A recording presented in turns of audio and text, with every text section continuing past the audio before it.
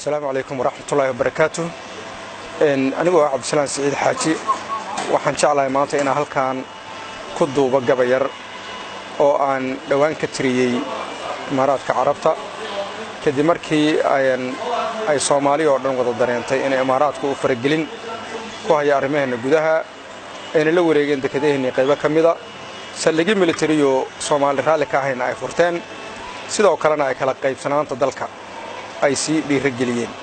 marka arrimaha ayaa igu dhaliyay inaan taxyar oo gabaya ka tiriyo anigoon abwaan ahayn maartay nin hal abuurka aad ugu dheerayaan aan ahayn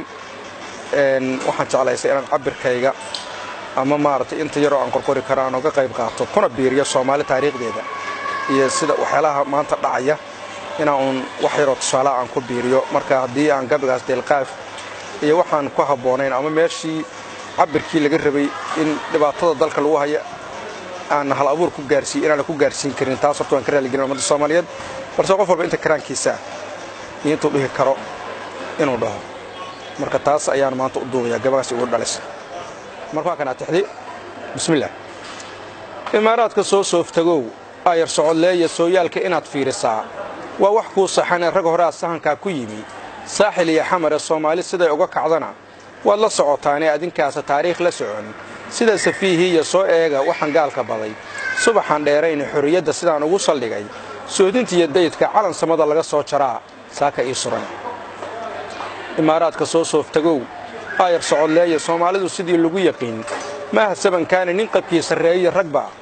calanka uu siday baarlamaan sariigta u kacay iyo salaadiin siyaasiga gadnaan jiray hadeer samihii gareeya kala sooc inay khayr lahayn saami loo fahmiyo culimadu sidii hore markaan way ka soo dabacdo sahwiye khilaafkii badnaa suuliye gabigii iyo aqoonyaha kuwa ka saldhigay sayniska iyo diinta aqoonyahanku waa ka saldhigay sayniska iyo diinta Imaaraadka soo sooftagow ayar socodleey 100 sano horteed buu kufrigu saaxil soo degay Soomaali shan baa loo jarjaray saynan xoog noqonay sahal kuma kiceen oo ragba suuliyo diray Sayid Maxamed waa tuulaha soo jihaataga ee bariga ragba sirahayo sibiqda qoolaaya oo cadawgu inuu saami helo saabka uga buuxday saqajaanka gaalka inuu soo ragaal celiyo waligeed kuwa sugahayo sina u ciilayna waligeed kuwa sugahayo sina u liicayna Imaaraadka soo sooftagow ayar socodleeyo yahuudiga sariigta ka roon saaqad carabeed ay gubaystihii isiri jiray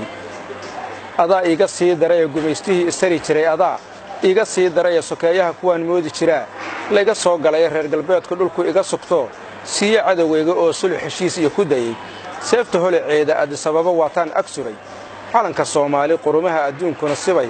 oo la safnaayeen Soofiyeedku waa tuu isiray subax dharaareed Kuubaan ku saanadu wata lagu soo jabiyay saacidaad kamaan helin marka Arab safkeeda oo dhan inaan soo kabtana ma rabin tan iyo saacaane inaan soo kabtana ma rabin tan iyo saacaade Imaaraadka soo sooftagow ayar socodleeyo Itoobiya maxaa ila simay sidigta maandeeq barbarana maxaa siiyo silaca iyo dooray sadkii aan ka soo naamiya Suuriya loo qaat boosaaso sidii loo xirtana waad la socotaane suuq loo riyaaqay ahayd 30 sano Imaaraadsun iyo hoog miyo saabka ii geliyay saldhig ciidan inuu iga furtana ma iska soo goostay qarankoon la socon mar kale may kala soocay Soomaaliland inay dawlad tahay saaxiib u sheegay